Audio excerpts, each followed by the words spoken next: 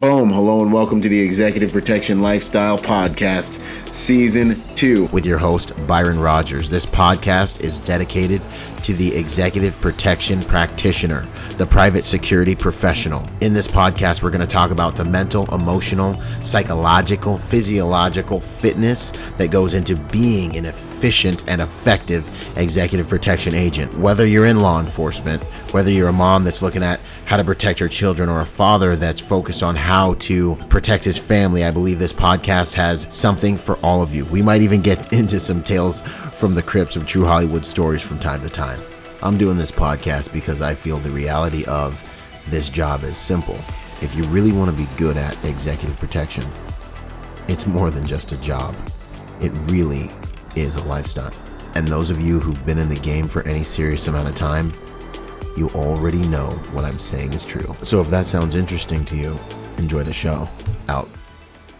Boom! What's up, you guys? Byron Rodgers with another episode of the Executive Protection Lifestyle Podcast. I've got an honored guest here, Jerry Jacobs, formerly leading the California Governor's Detail. We're going to talk about something that I think doesn't get spoken about enough in our industry. And I'm really excited about it. We're going to talk a little bit about leadership and service and things of that nature. How you doing, sir? I'm great. Thank you so much for having me. Outstanding. I remember hearing your name here and there. There were a few times when I would ask, people, bigger players in the industry, like, who do I need to have on the show? Who do you recommend? And your name kept coming up. And then I finally met you at, I think, one of the Close Protection Conference. We kind of ran into each other a few times. So I've been meaning to catch up with you. And shout out to everyone else in the industry. There are still so many amazing people in our industry that I've been meaning to catch up with, and I just haven't. So don't think I don't like you, or don't think I'm not a tribalist in this industry. I want everyone from every different compartment and the shadow compartments that probably won't even take the interview because they're trying to hide. They're doing that because they have the gray man thing down and that's their flow. I want everyone to contribute, but it's an honor to finally be able to get this thing done, for sure. Yeah, thank you so much for saying that. It's really my honor. I've been following you for a while, watching all the really great people you've interviewed, learned so much. I'm excited to just join the conversation with you. It's very exciting for me. Outstanding. No, that means a lot. That really means a whole lot. I'm just trying to make my contributions. It's a beautiful thing. It's turned out to be an amazing thing. And I remember when I was starting out and I was 21 and I was on this, and I found myself on a detail and we're traveling and my client believes in me. He's like, he's an Iraq vet. Like, come on, hop on the jet. Let's do this thing. And I remember being like, what do I do? And it was hard to really find high quality information. And if it wasn't by the grace of God and some great mentors, I could have had some catastrophic meltdowns, so. Yeah. There's this thing a lot of times when you're starting out, a lot of people are just like, hey, fake it till you make it. And that works for a bit until something bad happens. And suddenly the house of cards crumbles down and you're like, I don't know what to do. Help me. Yeah, no, exactly. And so that's, it's really been one of my goals with this podcast is to help professionals learn by our examples and our mistakes and our experiences. So it's really been an honor to be able to do these things.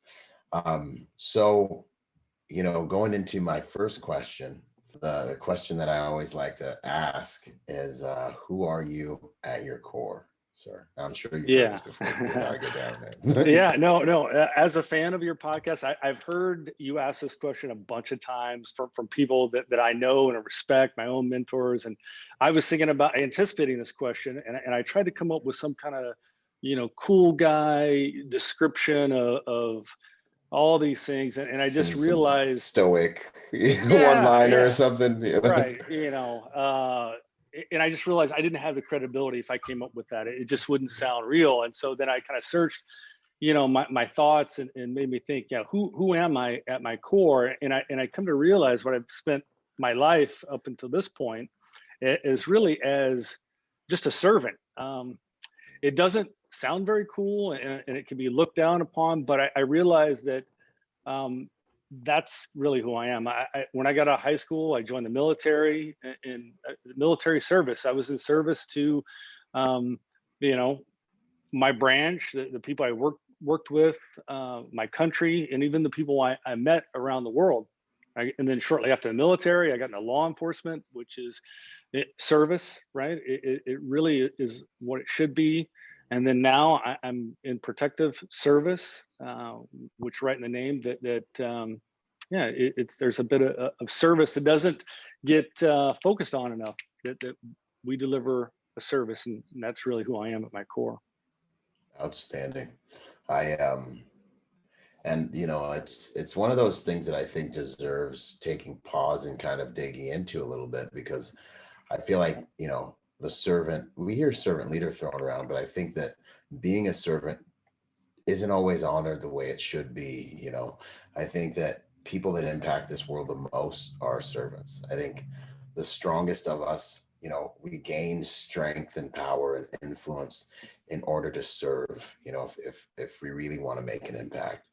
And I think, also the people that we remember are the people that served us. And it can be selfless, but in so many ways it can be extremely validating and extremely a way that you can live your life that can actually bring you a lot of self-esteem, is having the ability to serve people and help people and empower people. It's a beautiful kind of paradox, I feel. Yeah, I agree. I think if you search kind of through your memories of all the people that impacted your life, there you can kind of see what service they provided to you. Maybe it was a lesson, maybe it was education, maybe it was a job, maybe it was sometime money you needed to get you started. But they certainly didn't have to do that, and they did it to help us, to provide that service to get us further in life for whatever success that is. So, yeah. That's awesome. I just did a podcast with a buddy of mine who Sandile is his name. He's in South African. He's a Zulu. We call him our Zulu warrior, right? But this guy legitimately he would save up all year to come when we would come to South Africa to be our guy. Like, you have a different guy for each area, and he was our guy in South Africa. We had no idea. He was saving up all year. He would show up. He was sharp. He was fit. He looked healthy. And he just had a servant's heart. Anything we needed done, he'd get it done. And he was sleeping in his car sometimes overnight during the details. And I just found this out. I've known this guy for a decade. I just found this out on the podcast the other day. And by being a servant, by being willing to do whatever it takes and the grace of God, he worked his way onto our detail, ended up coming back to California, and carved a name out in a place for himself in this industry. Now he's running teams in South Africa, and he's being honored for what he's been able to do and what he can do just by literally being dedicated to serve us in all the weird ways that you need service when you're on an EP detail. Yeah. Powerful. Yeah, that's awesome. That's a great story. Yeah, it was amazing. It was like the miracle of service, man. I watched him just, change his life. So it's a powerful thing. I just want to take a minute to honor that. Yeah. What do you think, what was the etiology, this drive inside of you? Where did it come from? Where would you say that? Yeah, I've thought about this long before this podcast of what drove me to the career path I've had. And and I think I've got a very good handle on it. I grew up in a small town, one stoplight town in Oklahoma. I was like a country boy. And my mother was a nurse. And in this town I grew up in, there was no hospital, but there was a clinic she worked at. And then, back then doctors would still make house calls, but before the doctor would go out, they would send my mother to these, farmhouses and visit these, sick people kind of all over the region. Well, she was kind of scared to go by herself. So she would always take me along when I was 8, 9, 10 years old. And I would see my mother take care of these people that she didn't know maybe at all, or maybe very little. And I didn't realize it at the time, but it kind of soaked into me the service she was providing and helping people. And I grew up in the 80s, and that was, the heyday of the action hero. And I wanted to be, like that, because I was just influenced by that. So I didn't want to go into the medical field.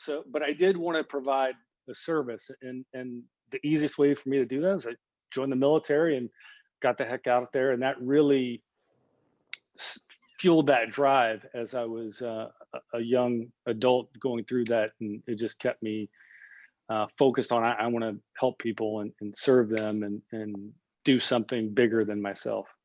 That's awesome. There's definitely some congruence there, because I grew up with my mom too. And she would have us go to like old folks' homes and soup kitchens on the holidays and things like that. It was amazing. And then growing up Christian, I'd always be like, well, I know I'm a warrior. And I remember being like, well, Father, like, what am I going to do? How can I serve? Is it even evil to be a warrior? Like, is this not good? And through our relationship, he kind of helped me see where, the use of warriors have been in life and in the world. And then ultimately culminating to me joining the Marine Corps for all those reasons, being an able-bodied man and being ready to serve. And it's very interesting how that works. It almost has like a softer or feminine stigma, like a softer stigma, but it's a really powerful thing, especially if you can serve from a place of ability, Yeah. I mean, the good thing about the military, especially, when you're kind of adrift, when you're young, you're 18, 19, and you don't really know where you want to go.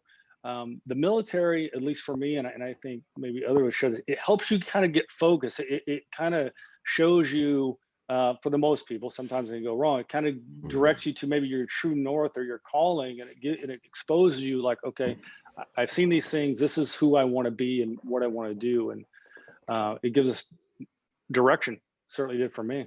Yeah, 100%. That's one of the things I talk about in my book, Finding Meaning After the Military, is you build this engine and you build, you kind of build all the internal capabilities to be focused and disciplined and driven, to go after something in life and to suffer for something, like to work towards something and stay uncomfortable until you got to do the thing to have the power till you can become the man, so that I'm very glad that I had the military to do that. And I think a lot of guys that grew up without fathers and things like that too, it's a big, huge thing to get back from any choice in your vocation. It's like such a huge thing.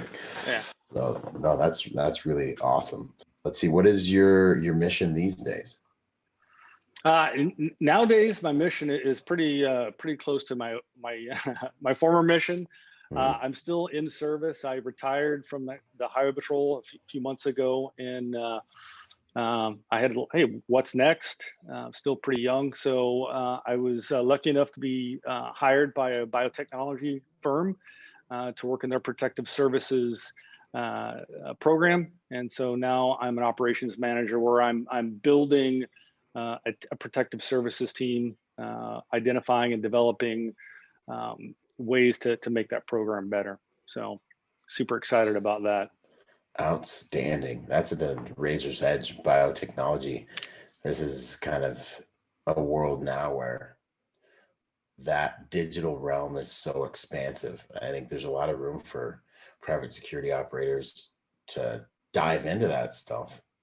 So that sounds like you're at the razor's edge, man. What would you say about the expansion into the digital realm? Like, what are you seeing? What do you feel will happen? It's good and bad, right? There's, technology is a force multiplier. It makes us more effective, more powerful, better at things. But, the other side of that is when you get, overly dependent on that, if it somehow doesn't work right, we lose those skills or forgotten skills. That we still, it's like you got to keep in tap with the original skills, but continue to build on the embrace technology. When I first got into law enforcement many moons ago, was right when everything was kind of being computerized. My first office had computers in their cars, which is kind of new. And I remember the old timers, that were probably younger than me now, but they would talk about, viruses is a thing. They would always hold up their pencil and they go, they'd say, kid, this has never gotten a virus. I can always use this. I'm like, right. Yeah. I'm like, all right, grandpa. Yeah. Okay. And then, and now there's some here we truth are. to that. Yeah. And there's some truth to that.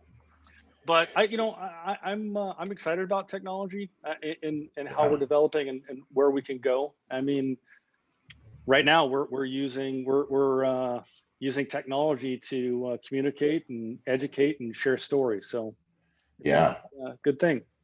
Yeah, it's there's two sides to every coin. It's like there's just two sides to all of it.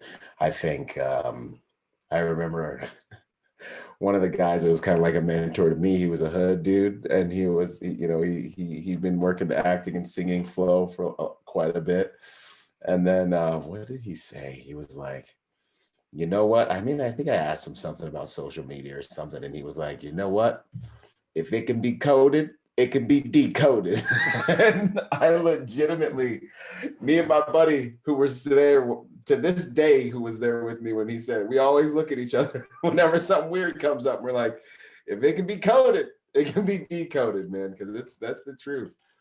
That is the truth, and it gives us great power.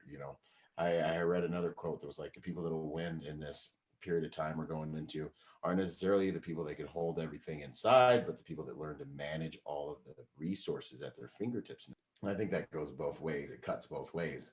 But there's something to be said for, hey, can you operate without it? And then there's a lot to be said for, do you have the efficacy to be as efficient as the tools allow you to be? Right. So there's like no, you can't be a monk about it, Right. in either direction, I think. Yeah.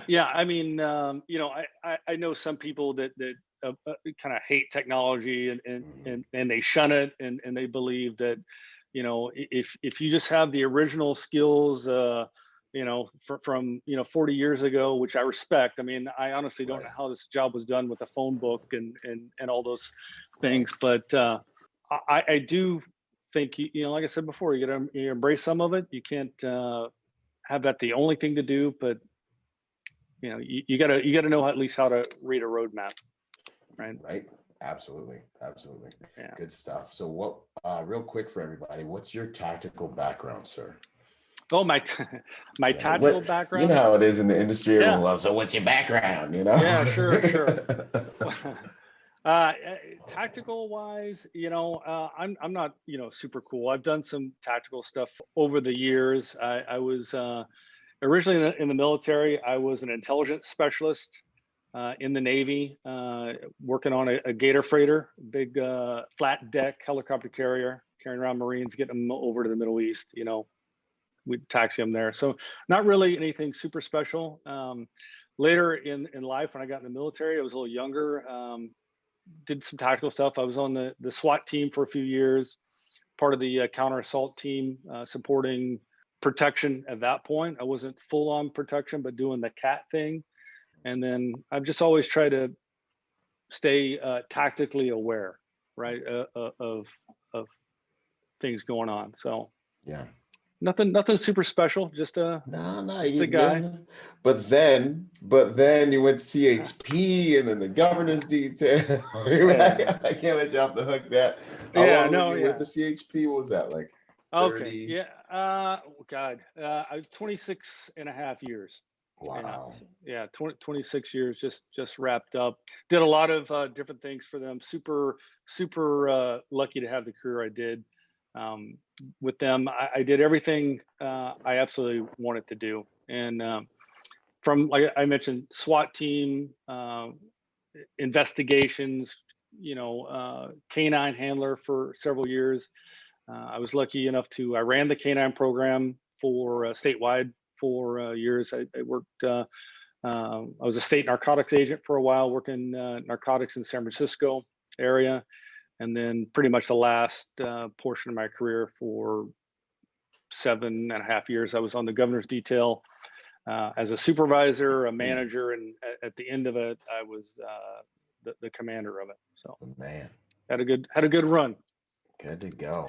That's awesome. You talking about, I was like, yeah, man. No, you. I can't let you off the hook that easy. You're a humble guy. I appreciate it. What would you say about? Do you use, within the spectrum of what you've done is naval intelligence, or even with the CHP? Do you see any things that you use from those prior lives or experiences that you've had? You know, I actually do. You know, when it started off, you know, in intelligence school a long Yes. time ago, which is kind of a weird thing, intelligence school. But Right. you know, basically, you know, when you're giving a brief to, you know, admirals or captains or fighter pilots or Navy SEALs and all those things, you have this, you know, knowledge that you're kind of the gateway to, right? Right. That all this secret, top secret, you know, stuff that they want to know, and they ask you for it. You're the point of contact to go, hey, you know, where are the bad guys at? And you're expected to have access. You're not expected to know it right then, but you're trained to say, if you didn't have it right then, to say, I'll get back to you, sir. I will get you the information you need.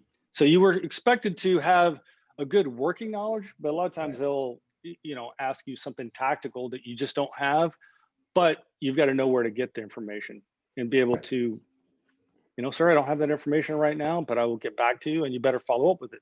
And that was kind of my basis for the rest of my life, you know, from learning that as a teenager to especially now, because it was a lot of threat-based knowledge collection and analyzing, and you would get information. What does this mean? Put these disparate puzzle pieces together, right? You can see the hands, and you put it together, you kind of see the full picture, right? If you had a jigsaw puzzle, if you look at a piece, you may not know what it means, but by the time you put all these little different pieces together, you can see the picture that it makes. Yeah. And that's kind of, you know, what a foundation of where I'm at now. Wow. Start. It's wild how things come full circle. That's Yeah, awesome. it really does. I like that piece about sir, ma'am, you know, I'll find that answer for you. This is solid executive protection game. This is like, I think I heard Aaron Malden say the other day, he's like, you got 10 minutes. You know, he's like, client calls, texts you, he's like, whatever, you got 10 minutes, you better respond. And then I meant to make a training day field note on it. It was so good. And then also, like the follow through and the follow up on those things is a great way to maintain integrity with the clients. I feel bad when guys try to fudge it. You know, it's like, man, lies have short lifespans, and just dive in, man. Just get them the right information. Yeah, I've been busted with that a couple times, and I really learned my lesson because one person, the first lady, I'll tell you, she was a fact checker. So if you said something, she would fact check you, and it's like set you up. Yeah, it wasn't a setup. They would actually ask a question you want to know, and I remember answering with stuff I thought was, you know, I'd heard or something like that, and man, she'd fact check me. Goes, yeah, actually, you're wrong. And it wasn't mean spirited, but she just wanted to like, hey, you know, kind of educate me that when you provide information, you want to be pretty sure, you know, don't just answer what you think it is. Do a little work and I'll get back to you, sir, ma'am, and get it. So, yeah. That's awesome. Thank God she used it as teachable moments, you know? Oh, yeah. You know, that's graceful. That's beautiful. You know, it helps us all grow, you know, because the other parts of the industry, it's, we've seen it. We've seen it be catastrophic. That's awesome, though. That's good to go. And then you know, with your bio, it looks like you've been to a lot of really high-powered schools, high-level schools. What would you say are the differences, or what stands out about the schools you've gone to, or what schools should professionals that are looking to get into different parts of the industry maybe look at? Yeah. So, I have been to a lot of schools, and the reason I kept going to different stuff because I want to learn as much as I can. You know, I was in a law enforcement protective detail. I went through our own protective school, but I wanted more information because I want to be a professional, right? Professionals never stop learning. And I can tell you, I have yet to find the perfect all-knowing school. I mean, I've, like I said, state schools and military training, the State Department, all these private sectors, they're all good. I've yet to attend one that is bad, but nothing is complete. To answer your question, I would do my research. If I was new coming in the industry, and you see it a lot on the different Facebook groups and things, you'll see this question come up: hey, what school should I go to? Right. And then you'll see you'll see the haters. You'll see the kind of the fanboys of their school or whatever's got the latest marketing. Oh, it sounds good. Or this this school accepts GI Bill, so I'm going to go Just do that. there. Yeah, right. The or tribalism. Tribalism starts up the gangs. or you'll hear the people that will say, hey, just get a job and they'll send you to the school they want to. For me personally, when I would hire people on my detail, I would look for people that would go out there and invest in their own training ahead of time, right? Because that shows me passion that they want to be on my detail or do that. Because I would always guys would say, hey, I've always wanted to do this job my entire career. And I say, well, it's kind of weird because I don't see any protective service training in your background. Right. So if this is your long time goal, why have you had invested in any kind of training? And they say, oh, well, I'm waiting for the department to pay for me to go to training. Red flag. Boom. That tells me right there, you are not passionate about it. It's like, yeah, I'll do it if someone else is paying it. When people are passionate about something, they will read articles, they will get on the internet, they'll read books, they'll go to training, they'll put their own money to be good at that. So back to your question, what I would do is I would go to the best training I could afford, right? So I would do as much research as I could. What is the best training in my budget? I would not sell my house or put my family in debt to go to some, high-powered school. I would do it later when I could afford it, right? If that was the Harvard or whatever it was, and I had the disposable income at that point. Yeah, I'd want to attend it, but I would go to the best one I could afford. Well, and you got to do some research on that, right? You got to, eyeball it and talk to some people and that are credible, right? And that you've got some level of trust from, and go, hey, what do they recommend? What would they do? And if you can afford it, then that's what I would do, and never stop, right? Exactly. I think there's some wisdom in that. Make sure these guys hear that. Invest in yourself. Employers are looking to see if you're investing in yourself and your intelligence and your growth. Right. That's huge. And those are the guys we want. We want guys that take pride in what they do. They take pride in themselves, and they're always a student. They're always learning, and they take the craft seriously. They don't just think they're going to just hang out and be cool because of what their background is or where they come from or something. They know everything now. These are, when you're looking through the resume, like they give you the resume and you're looking into what it really means, and you're trying to understand the character of the person behind the paper. Right. Yeah. And as you know, I mean, resumes are just words on paper. They really, they may be true. They may be kind of true. They may be completely false. So it's not always accurate. Yeah, 100%. 100%. It's like I'm looking at your best work product, and I'm speaking to you during the honeymoon period to see what we can understand about each other, essentially. Yeah, we were always lucky that we were able to do temporary assignments when we'd interview people. We would always try to do a 30-day, 60-day. Even that is not long enough because people could be on their best behavior in 30 days. Right. Usually in about 6-8 months when in there, then it's like, now I discovered that's who you are. Yeah, I got you. Sir. No, that's true. What would you say was your biggest takeaway from the governor's detail? I had some success. I mean, I was there for long enough, and I definitely had failures. But my biggest takeaway is that out of all that is you've got to get outside of your head and the heads of your immediate circle, right? Because especially in law enforcement, you can have what I call institutional ego, to where you're the best because you say you're the best. And everyone you talk to is telling you, well, we're the best because of this. It's like, you know what? we haven't been doing this for that long, or we're doing this almost the same thing we've been doing for 20 years. We haven't really updated the program.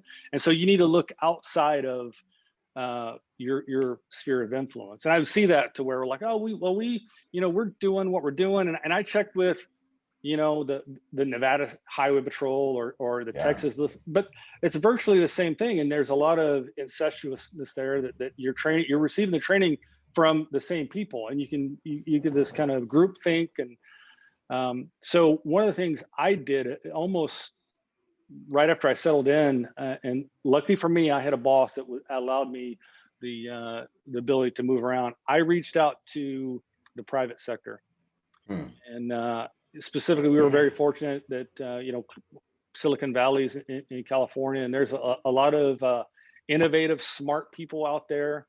And I said, hey, I think my first trip to China, I had reached out to a guy I had met at a conference before it was IPSB. It's called EPC or Epic, and I met him there. And I said, hey, tell me about this and that. And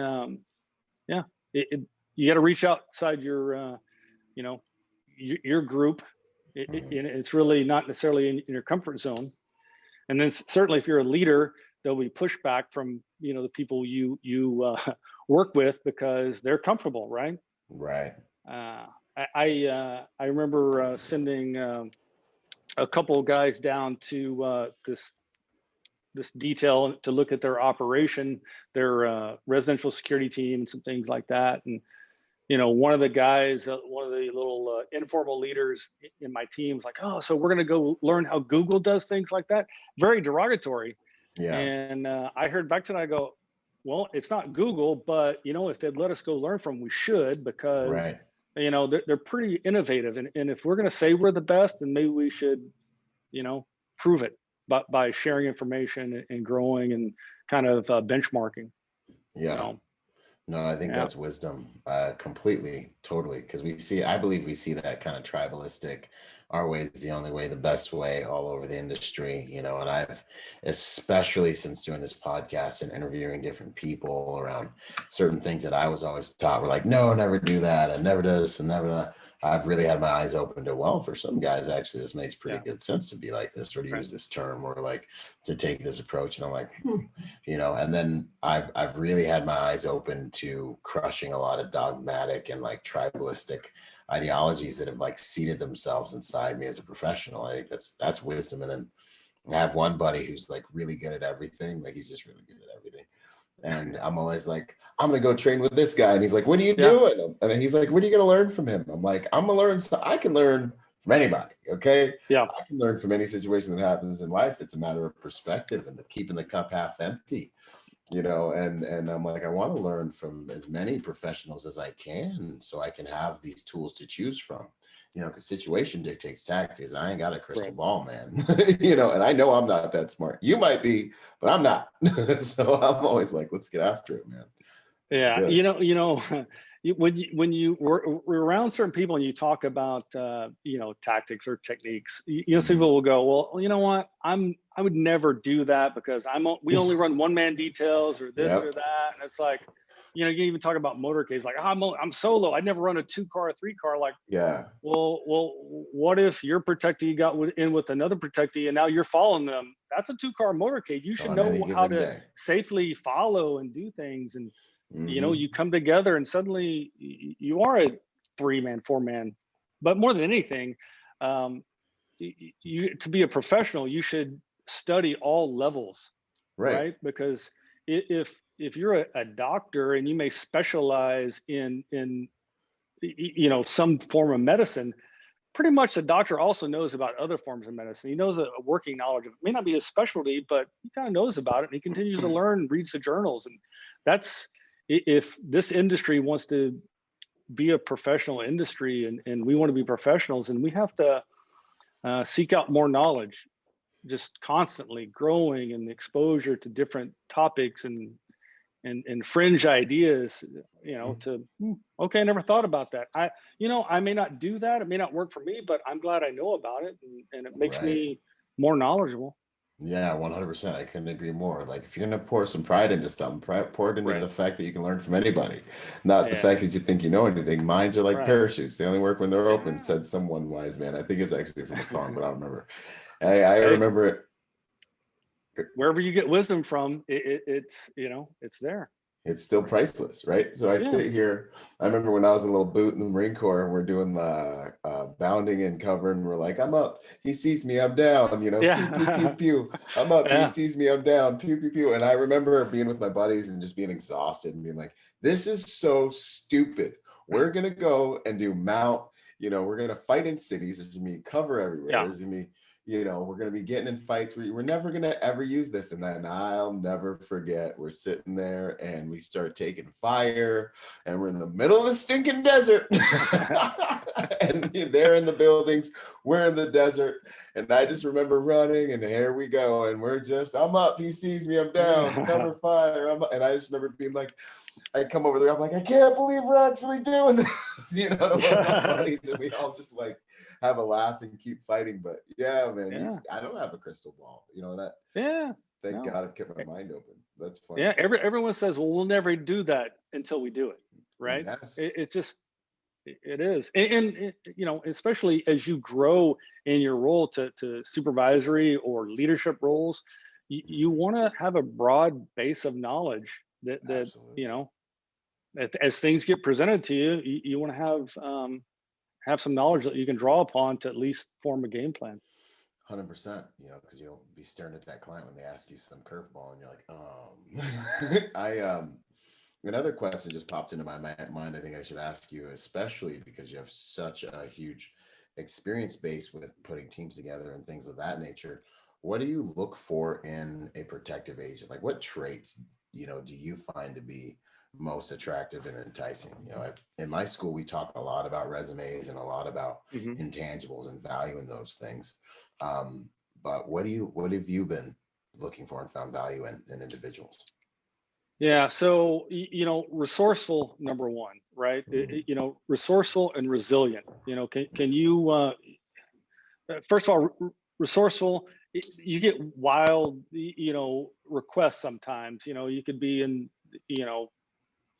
anywhere, China, Russia, wherever. And someone's like, hey, is there a this burger joint around? Or, hey, do you know how to get there? So you've got to be able to be very resourceful and to get what they need, right? Or try to, or to honestly say, sir, they don't have that here, but there's something similar. But it just, you got to be resourceful. And I didn't understand that early on, but as I've gotten older and more mature and learned, I'm like, okay, I need that, especially when I started, supervising and managing people, that I appreciated those guys. And of course, resilience. I need people that'll come back the next day when they've worked a 20-hour day and we got to start again the next morning in 4 hours. Yeah. I need people that can do that day after day after day and kind of bounce back from tough things, and or not get their feelings hurt when someone calls you a unkind word or unkind term. It's like, you just gotta, hey, it doesn't hurt me. Skin, like, Yeah. No one's bleeding, dude. Just chill out. Yeah. Right. You're still getting paid, man. Yeah. And then again, I've already said passion. I like people that are passionate about this job, because that will drive those other things, because the passion will make them want to, even if they're not very good at things, they're so passionate about it, they'll work really hard to do it and just make it happen. So those are things I look for. And get good too. That's awesome. Yeah. I couldn't agree more. Things people should know about building teams internationally. Like, you've dealt with a lot of international operations. Any advice on that? Yeah. So things I learned along the way is find a trusted vendor. So if you don't normally if you're not and operate like you've got your own resources there, find a good vendor that you can trust. When historically, when I had got on the detail, we would travel all over the world with our own protective detail, but we would hire drivers, right? And we had a lot of bad luck with drivers all over the world. Right. And sometimes we I would know just, about that. yeah, we would just have to fire them before the protectee got there. And it was just, there was no reach back to get a replacement. And it was just tough. And then I found a trusted vendor through IPSB at a conference, and it completely changed the way we did business in that space. We had really good reach back, because I can tell you that even though I was all over the world, I worked for a state police agency, and I remember getting kind of jammed up for something silly, for hotels in China. Yeah. And I had no one to call back to, because they're on the different side of the world. I'm 12 hours at this. And if I could call back the 24-hour number to the highway patrol and go, hey, this is, Sergeant Jacobs, I'm in Beijing, China. Yeah. And they go, we don't have any highway patrolmen in China. You got the wrong, there was no, figure it out. Right. Yeah. They wouldn't believe me, but I found a good vendor that had a 24-hour, op center that was a protective, service vendor. And, anytime we had a problem specifically with drivers, they could fix it right there. They had good relationships, and ultimately we got a better service for a cheaper price, and it worked out.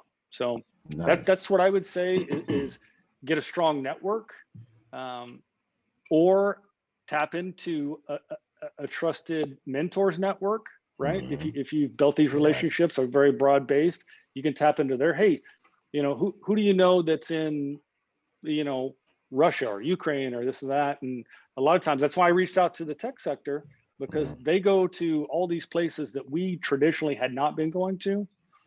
And it's you borrow expertise.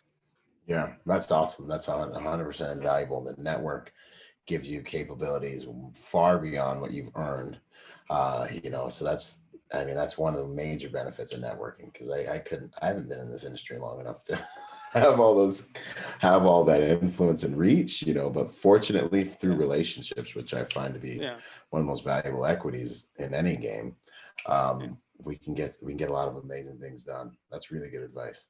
Yeah, and I can tell you along that now is probably really some of the best times ever for networking, because you've got things like the IPSB, you've got the Protector Symposium where you gather, exactly, represent. You draw these people together all in one place, and it's just like, hey, a networking event. You need to make those connections, and it can pay dividends.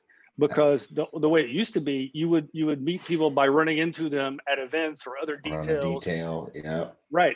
So you think like, oh, in a year you may run into 50, good operators, right? If you're lucky, right? If you're very op tempo, but you go to a conference, there's 300 people that can really help you out. Yeah, 300 high quality people that are willing to invest in their careers and themselves, and are there for the right reasons. A lot of times, I think this is why it's one of the staples that I teach at my school, is the networking component of it. And I think it's one of the most valuable components too, is just, once I bring a student in, I stay with them over the course of their career, and I don't like to call it mentor them, but I'm like their consultant, essentially. We do Zoom meetings every week or every other week sometimes if I'm in the field, and then they have a network already of other working professionals, and like I barely have to do the heavy lifting. They ask something in a forum and everyone's like, yeah, man, here's 18 different options, 26 different answers, and it's just like, boom, there's your information. Go chew on that, make a decision. It's nice. I tell you, network, it's more powerful than a lot of people even consider. And even in small things, when I in my new job, I had been there for a couple of months, and my boss said, hey,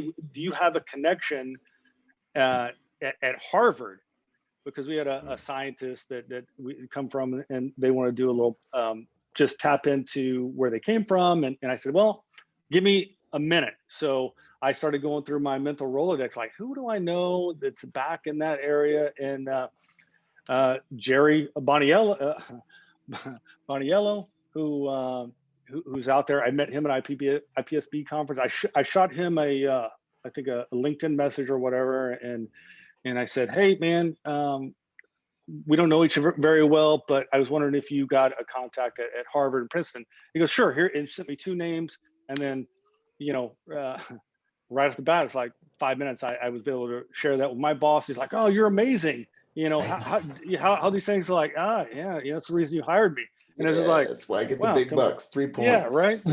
And I'm like, yeah, you gotta have a good network, and it'll make you look like a superstar, and it doesn't cost you a whole lot, just a little bit of investment in meeting people. Right, absolutely. No, that's a good one. How would you describe working as a covert protective agent? What were some things that stuck out to you about that experience? I know it's something that a lot of guys are into these days. Yeah. So it's kind of funny. I As I was studying more and more, I Mhm. realized that there was an element that we were not as mature as we should be, and that Mm. was primarily in surveillance detection and covert protection, because it's fairly new at the time. The surveillance detection has been out there for a long time, but the whole covert thing, and Right, a lot of guys that I worked around when I'd say surveillance detection, like, I already know that because I do surveillance. I'm like, right. I don't think you really do. If surveillance and surveillance detection are completely different things, and so I tried to learn all I could. Right, is I want to be educated in what I want to try and build in the team. And I remember this guy I had met at a conference, and I remember him talking about surveillance detection and covert protection, and I was kind of apprehensive about reaching out to him because I didn't know him very well. I wasn't really tapped in the network. And it's Yeah. funny, I saw, no kidding, a Craigslist ad for a Oh, surveillance detection agent, and it oh was no. in Silicon Valley. I'm like, Yeah, Craigslist, because I was literally doing a Google search for surveillance detection, and I yeah. find this Craigslist ad. So I go, Huh? I will apply. I will apply. So I sent in an application. Guy calls me, and in the back of the, so who are you? What do you do? And I really goes, I think I met you. And I go, really? And he goes, yeah. Were you in San Antonio? And then I go, yeah. He goes, and then he back and goes, hey man, just come on down and meet my boss and all that. Went down, met his boss, and he was like, why are you applying for a job? And I told him, honestly, I said, I want to learn this skill set to bring back to my team, because Mm. and there's just no training out there I can find. And he Yeah, goes, we'll open the books. We'll show you every part of what we do here, and if you want the job, we'll give it to you. But we'll tell you everything you want to know. And he did. Super good guy. He was a outstanding. director of this family office, really ultra high net worth organization. Couldn't be a nicer guy, and That's opened it up awesome. every question I could. I was able to send my teams down there to look at their operation, to look at how they worked. And then ultimately, they did offer me a job, because it's one thing when you're seeing it from the outside. It's different when Right. you're kind of boots on the ground. So yeah, it was a side job, a side gig that was, I was approved to do. So I worked as a covert protection agent in that area for 2.5 years. My wife worked there. Actually, she started working there as a surveillance detection agent before I started working there. Yeah, because your wife's in Uh, the game too. Well, you yeah, got to get her on the show. We got to have some yeah, conversations too. yeah. So she kind of makes fun of me sometimes. She's like, I worked there before you did, and I go, I know. She's like, don't get it twisted. I got Yeah, seniority. right. Yeah, exactly. Yeah, Don't get she'd remind me crazy. of that. Right. Yeah, but super great organization, very forward thinking. It was a Mhm. combined covert protection team with also full-time surveillance detection agents. Wow. Very, very forward thinking operation. I learned a ton, which I immediately took back to my team, and we implemented some things, and it really elevated us to doing some things that honestly no one in the government sector was doing. Some of the things with technology and stuff that no one was doing. Even the Secret Wow. Service, I Wow. talked to them about it, and you know, they go like, we don't need. Begrudgingly. Yeah, it was basically a technological element, Hmm. and they said, we don't really do it. And I go, well, do you need it this, and this? They go, oh, well, yeah, actually, I've never thought about that, but and I Wow. can tell you, it was all because of network and the drive to learn more and to grow knowledge and the help, right? I had some people help me get there. So. Wow, that's amazing. And that kind of leads into my next question. What do you think what were the biggest differences you noticed from the private sector to working and the law enforcement side of protection, on either side of the fence? What were some things you noticed that were different? Any culture shock with that? Yeah, there is not so much with me per se, because, I got exposed to the private sector while I was still, working as a law enforcement agent. So I'm by nature fairly low key, and I try to keep my mouth shut and my ears open and learn. But, one of the things I see a lot, and I would hear this all the time, like, hey, we do it differently. You've got a badge that you do all these things. We get that. We what you do with your badge, we do with $100 social bills. dynamics and $100 bills. That's true. You gotta have a couple of them. Right. Yeah. That's funny. And that is kind of true to a certain context, depending on where you are in the world. Like in California, if we're around and we needed a parking space, and we could, kind of, hey, we're taking this parking space. Right. But I've also been in other places, and I remember I was in Munich, Germany, on an advance, and we got kind of rolled up by the police there. We were doing an advance at a train station, and mainly because the driver we had, he looked kind of thuggish. He had sleeve tattoos and, kind of a high and tight. And, you're kind of suspicious when you're doing an advance at times. Yeah, and these cops, man, they keep it kind of. Yeah, it'd be a little low key. I was learning at the time, and I tried to. I whipped out my credentials. Hey, I'm this and that. They could care less. They're like, oh no, that means nothing. I'm like, okay. So they almost were offended that you pulled out your credentials. Yeah, and I was just trying to establish credibility, which didn't work at all. But then it got into the more of the social game of like, hey, right there being, kind of reducing the temperature in the room a little bit, and it worked out. But yeah, badge didn't mean anything, right? But so the social dynamics had to come into play. Yeah, exactly. And I didn't have $100 bill. Not that I would use it in that. See, account, it probably would have made it worse. Yeah, but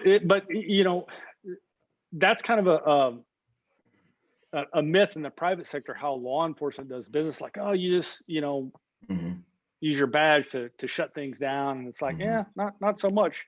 We didn't have the authority to go and take over an entire restaurant and stuff. We could. Get a little bit of, cooperation because of position, but I've also seen it where, wasn't so friendly. Yeah. Especially these days, I would imagine. Yeah. Right. Yeah, I mean, nowadays you might not even be looked at as the good guy, depending on what neighborhood you're in. Those things have changed. What, and then now breaking into some more of the leadership stuff, what would you say, advice to someone moving into a leadership role on an executive protection detail? Yeah, well, the kind of the sad part about our current, training status is there's not a lot of leadership training that you can look to, right? When you're in the Marine Corps, there were NCO schools they would send you to, and as you developed at every level. In law enforcement, they have, sergeant schools and managers and command schools, but, in protective service industry, this really doesn't have that. There's a lot of fundamental training, right? But there's not a whole lot of, okay, how do I be a supervisor, a detail leader, and that there's occasionally you'll have a class here and there. And I've worked, I've been an instructor at EPI where we've interjected some of those things, and some other organizations do that, but there's not a lot of it. So what I would say to, if I was a new supervisor or manager or leader, is I would definitely seek out a mentor to help me develop in that role and to help me work through problems. And that's, in my experience running that detail, because I served at all those levels, a supervisor, a manager, and a commander. And I didn't have, even though we had a support system for managers, but it was a different type of manager. Those are typical patrol, leaders. And if I said, hey, I'm really having a problem about, I've got this, 8-country European, a trip I've got to plan for, and I've got, half dozen guys, and how am I going to supervise them? How am I going to manage them? They wouldn't be able to advise me, right? So, because that's just out of their realm of expertise. It would be overwhelming because they never thought about that. So, I would try and, a lot of it was trial and error. A lot of it was through, because I had educated myself and looked at other details and that. Now I would say, hey, find someone that you dealt with to mentor you through these things. And it's got to be someone that's kind of been there before a little bit, because you could have a really good operator, but they've never had an experience running, a lot of bodies and managing things as far as how you're going to, the hotels and where the team's going to be, and are you going to leapfrog countries, and if the first team, could they hop to the third country? But some dynamics you got to think about. It's not rocket science. Yeah. It's not rocket science, but it sure helps if you've been around rockets a little bit and kind of, all right, well, I know kind of how they work and that. So done some that was science experiments. Yeah, exactly. I mean, you launched the bottle rockets or the little ST things back, something. Yeah.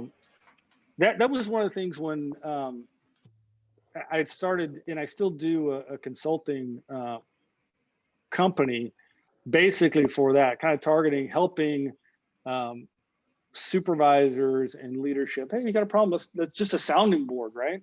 Yes. And more than anything, it's people. A lot of times it's people, managing people, and the egos and that, because I had a large team that I would hire people, I had to fire people, good people in another form of our organization that just didn't work out in protective services, or people I liked a lot as a personal friend and hired them, and they just did not work out. And then going through that internal turmoil to go, man, I got to fire a guy that I went to the academy with and been a friend for a long time, and they're just not for this. And how do I tell them? And right, it's tough stuff. Right. And then I've got a supervisor who that is just not working out. And how do I try and fix them, or how much effort am I going to put into them to go, all right, well, you're not working out either, Yeah. Find a leader, find someone who has been a good leader, a mentor, and see if you can persuade them to help you. That's great stuff. That's great advice. 100%. Yeah. And it's got to be a person that has failed, right? Because if it's a person if it's a person that, like you said, you get a friend that's good at everything, right? Yeah. I mean, he's got 99 successes and 1 failure. I'm looking for the people that have like, man, I've screwed it up a lot, and I'm still making it happen. I'm still overall, I'm successful, but I've taken some lumps, and so they can share that, right? Because it's better to learn from someone else's failure than experience it, the same thing, right? Yeah. And you can only have, I feel like you can only really speak with authority to things that you've overcome, Yeah. That's important. That's good stuff. Let's see. What would you say would be the character traits of a good leader in our industry? The character first. You really, you have to have character, because you've got to stand up for what's right at times, even though it's not popular. Which is dangerous in our industry sometimes. Well, in any group of people, because they'll get their pitchforks out and their nooses, they get stoned behind them. And yeah, for sure. And so you definitely have to have character, because the people that work for you will, because they're always watching you. And when you have that crack in your character, or just it's not your best day, it's getting observed. And when you turn around and try and hold people accountable, it will come up, right? That like, hey, well, you know what? It's interesting that you're trying to hold me accountable today, but I remember 7 or 8 one time, months ago that you did the exact same thing, and you have to go, you're absolutely right. That was not my best day, and I'm dealing with it, and this time wasn't your best day either, and we've got to deal with that. So character counts, and then also caring, because if you care about the people you work with, alongside and for, then that also shows, because then you can get that cooperation, right? That what needs to get done. That hey, I care about you. You're working yourself too hard, or you're not working at the level we expect, and I want to make you get better. How can I help you achieve that? Is it through training? Is there something you don't understand? Is there some, do you need help? Those are things, character and caring, and then you can build a relationship with that person to achieve, the goals that you need to achieve. That's awesome. It's great advice. Developing leadership potential, the IQ+EI equation. Can you break that down for us? Yeah. So TGBI.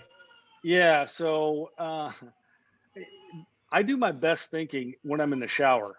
For whatever reason, I'm in there cleaning up the day, and things pop into my mind. And then I came up with this leadership equation. And it really is kind of what I broke it down into, the parts of increasing your leadership quotient. That's the LQ at the end. So it goes off with EI plus IQ times EXP experience, right?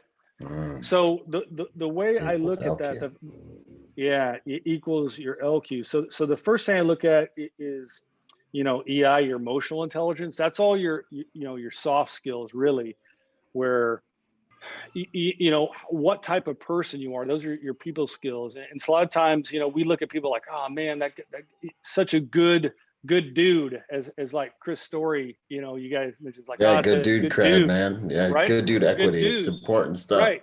Yeah. So that kind of fits into there. And we think about people like, oh man, that guy is just a good dude.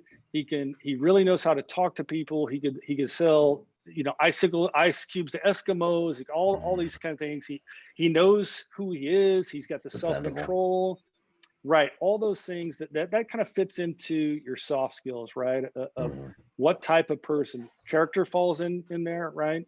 So that's really important.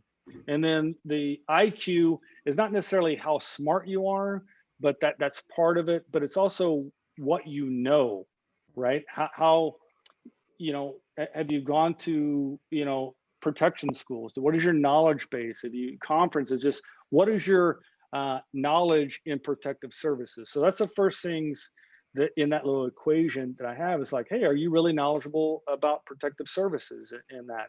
What are your people skills, the social stuff? So you add those two together, right? And that comes up with, okay, that's kind of pretty good, right? And then the big multiplier is the XP, experience. Yes. You add those two things together and you multiply that by experience, then you can have leadership quotient, because you think about, those things is like, man, guy is great, right? He's a good dude. That's the social skills. Really, he can talk to people, all those things. The second part, smart. God, man, that guy is really, we respect these things, right? Is like, yeah, exactly. He is so sharp. He knows everything about protective services. Right. He knows all the things. But the downside to it is, if you look at it as like, hey, he's got the gift of gab, or he's a great dude, but he doesn't know much about protective services, or he knows a ton about protective services, but he's kind of rough around the edges. He's not a good, social player. But you put those together, and you're like, wow, good dude, reads a lot, been to all the schools, but that third factor is experience. You would respect those first two things. It's all theory until you got the experience. It's all theory, exactly. Experience. That's why experience is a multiplier. Yes. You put those two factors and you multiply that by experience. Like, man, that guy is smart. He's a good dude. He knows all these things, and he's been there, done that, all those places. Then you have that increases your leadership potential, that leadership quotient. I'm not saying that you have those things, you will be a leader, but if you're high in those factors, you will be looked at as a leader. Because even though you don't think of yourself a leader, all those factors are things that you and I and other people respect, and they will listen to you. Even if you're not in a leadership role, they'll go, hey, what do you think? Well, hey, let's listen to Byron, because man, that guy is all, these things, right? That's so good.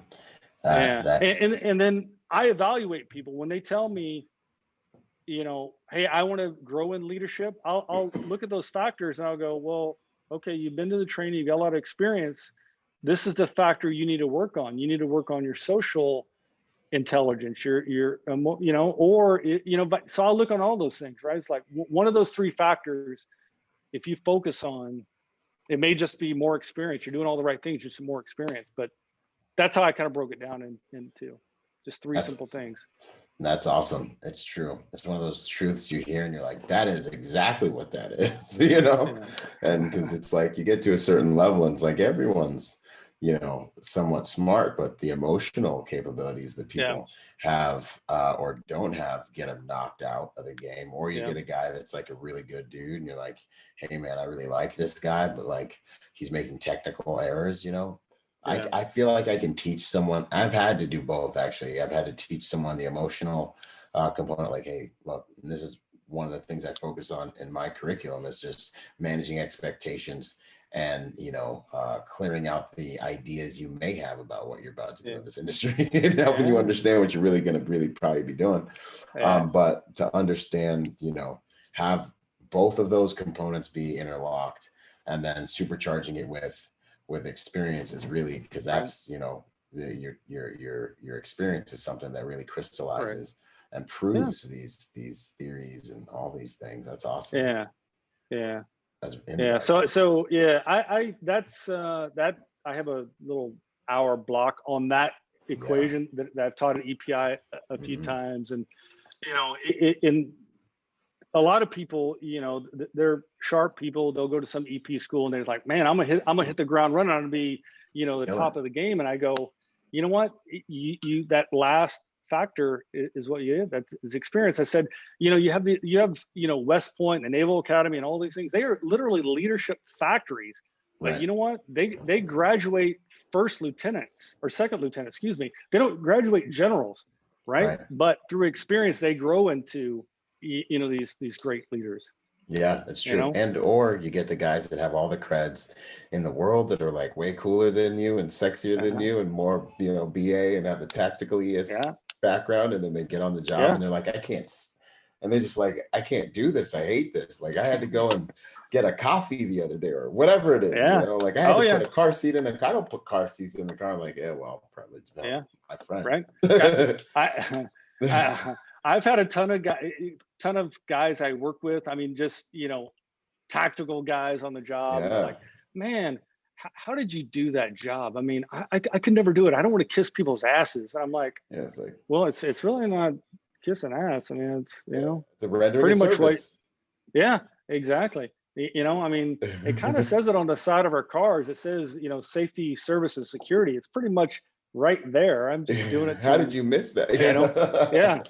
I just condensed that mission of the entire department down to just a handful of people that, does it. So that's awesome. No, that's such invaluable information. Hardest lesson you've learned in the field?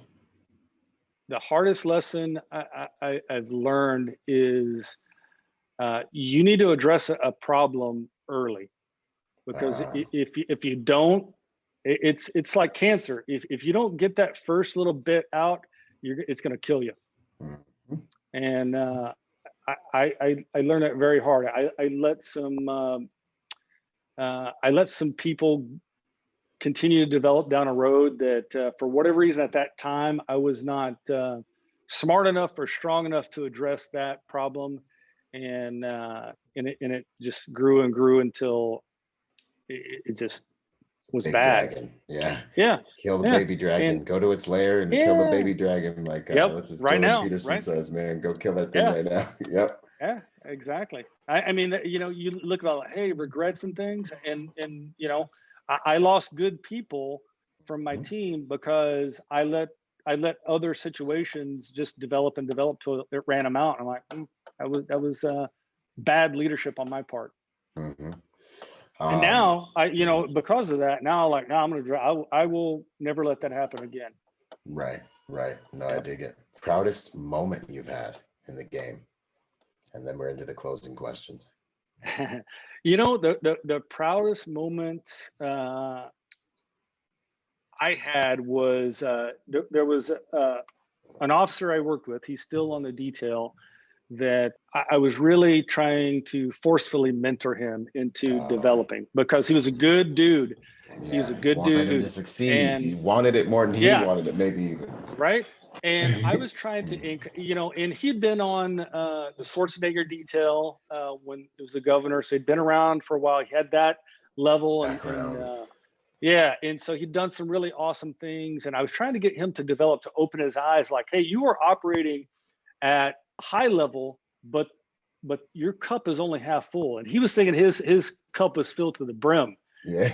And I said, you know what? It can't be, because anything else you add on is just going to pour over the sides. You've got to look at that half full thing. So it took me a long time to try and get through to him and break him down. And I remember he knows my wife, and he came to pick me up from a detail one time, and my wife was there, and he goes, yeah, your husband kept asking me what my 5-year plan was all the time. What's my 5-year plan? And all these discussions. And so by the time I was done, after it was actually 7 years with that, he had embraced other training, going to outside training. He started going to IPSB, and literally at the last IPSB conference, he was on the stage talking and part of a panel group. And at that moment, I was very extremely proud, because I had a large team, over 20 people. I tried to get every person, at this thing. And I really only, I think, broke through to that one person. Wow. Or at least that I could see. I'm sure I affected some people, both positive and negative, but I sat in the audience and heard him talk about his experience and what he was doing specifically around church security and some things.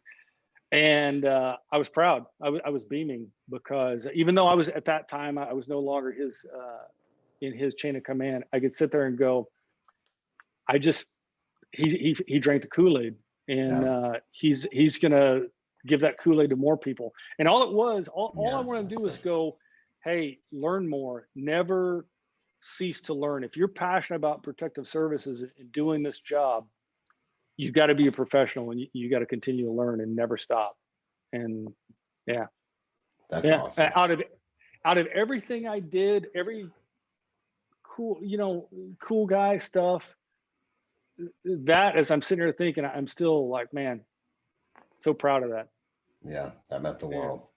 And that's just totally some full circle stuff, man, because you served him, and then you saw the fruit of that service, and it ends up being one of the most, it's priceless what happens when you see the fruit of that service. It's like, it's a beautiful thing. Yeah. And he listens to your podcast. So I know he's going to hear it. It's an honor. His name's Bill Thompson. He's a former Marine. Which is also kind of interesting that he was able to sink through, because Marines, get that hard head, but he's, it must've got through to him. So yeah. Semper Fi to you guys. Heck yeah. Semper Fi, Ra.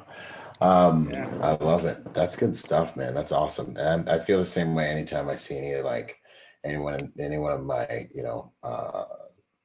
don't want to say students, but any of my patrons do good. I'm like, boom. I'm like, it's like, golly, it's like too bright. It's like, you know what? Like just having anything at all to do with that. They did the work, but having anything at all to do with helping somebody achieve their dreams in life is like, that stuff puts gas in the tank. It's meaningful work.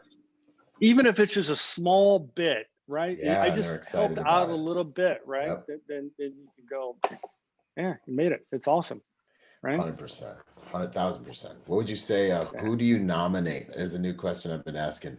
Do you have anyone in the industry that you would like to point me towards, or nominate, or connect me with to help share some knowledge? Man, there's so many good people out there, men and women, and you've already, you've talked to a bunch of them already, but there's a lot more out there.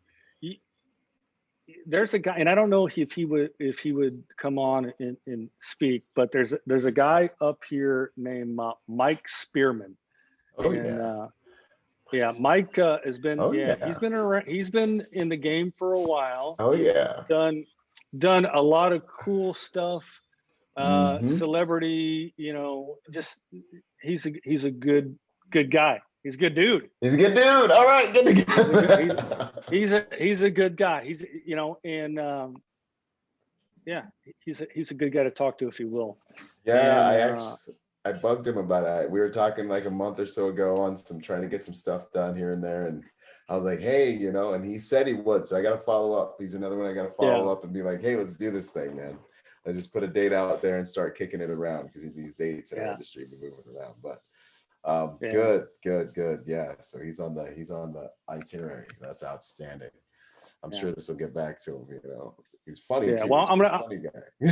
He clowning on me like we're brothers. I'm like, it's cool. I appreciate it. Yeah. So. And he helped me out already with a few things, man. Yeah. Definitely. Oh yeah. He's a guy that's got a guy, right? He's got a guy for everything.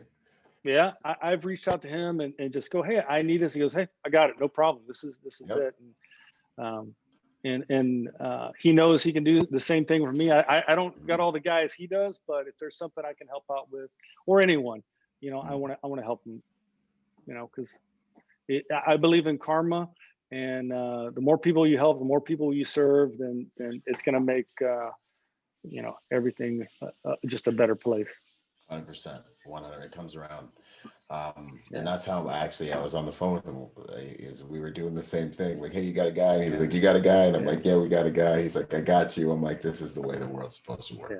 What this one, one of my favorite questions. But when I ask it, people, it disappears. Favorite quote, mantra, saying. Yeah, that I mean, obviously, Caleb Gilbert loves to, say, fail often to succeed sooner. I love that. I mean, but Caleb's already said that on your show, and that, what I say is a lot, and I don't know where it came from, but I say, even a ship adrift is going somewhere. So yes, that is. I think about that because a lot of people are kind of, especially now where we're kind of are in the country and COVID, that people can kind of feel lost, or directionless, or that, and it's one of those things that no, you're going somewhere. You just you figure out where you're going and be prepared for it, and maybe try and take the lead and take charge of that direction, and then if you want to go somewhere in life with that, then make a course correction, Outstanding. A ship adrift is going somewhere. Jeez, I'm gonna take that out real quick. How would you like to be remembered? Well, I'd like to be remembered as a good dude, right? Yeah, absolutely. Right. I hope I remembered as someone who cared, right? That hey, after I'm long gone, they can go, yeah, he was a good dude. He really cared about what the people he worked with and helping people. So Yeah, I'd be super happy with that. Like, hey, man, he was a good dude. He cared. yeah, absolutely. Those people are rare. They're hard to find these days. That's a huge intangible, is to actually care about people, care about anyone outside yourself. Yeah. A habit that makes you a better person or a better protector that people should maybe entertain. Really never be satisfied. That's a good habit. And I've been accused, where a guy tells like, oh, you're a perfectionist. It's like, I'm really not a perfectionist. I just know that we all have room to grow, and I'm just never satisfied with where I'm at. Because I know there, I can be a better me, better friend, better husband, better protector. I just know I'm just not going to be satisfied. Never be satisfied. 100%. Yeah. No, I dig that. That's a really good habit. I have that one in spades. That's good stuff. So what are you up to these days, and where can people find you, sir?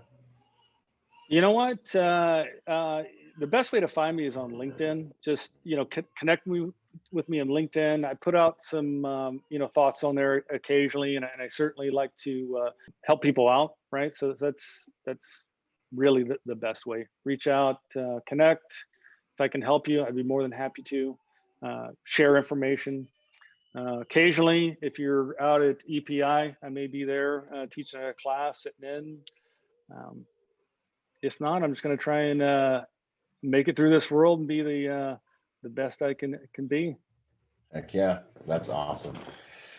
Well, it's been an honor to share this time with you. This episode is jammed packed with good content. Like, this is one of those I get done with and I'm like, these guys are getting a service just with the knowledge and wisdom that you're dispensing from your experience, and the intangibles that you've cultivated over your journey of maintaining that student mindset and keeping the cup half empty and all that stuff. So I just want to honor you for that, sir. Thank you so much for spending this time with us today. Oh man, thank you. I mean, honestly, we're sharing knowledge back and forth. You're making me think and articulate ideas, and it just helps me grow and be better. So the pleasure is really all mine. Awesome. Well, thanks so much. I look forward to the next time our paths cross, sir. We'll talk soon. Me too. All right. Got it. Boom. Yo, if you're a private security professional wanting to take your game to the next level, go to executiveprotectiontrainingday.com to check out my personal success package for private security professionals. Check it out, executiveprotectiontrainingday.com. And remember, y'all, hard skills do save lives, but soft skills get you paid. Boom.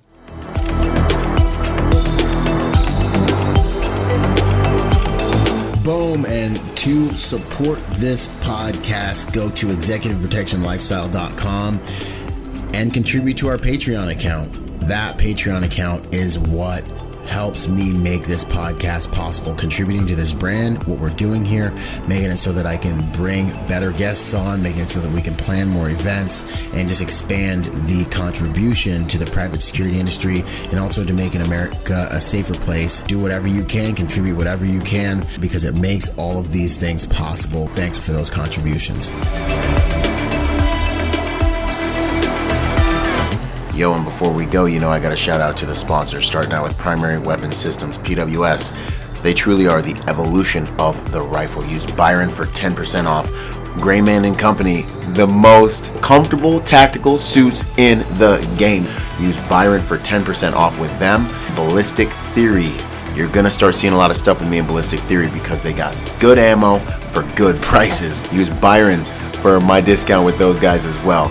Last but not least, Executive Protection Institute. Hey, go check them out and get your executive protection education on. Until the next podcast, this is Byron Rodgers, protector by nature and by trade. Out.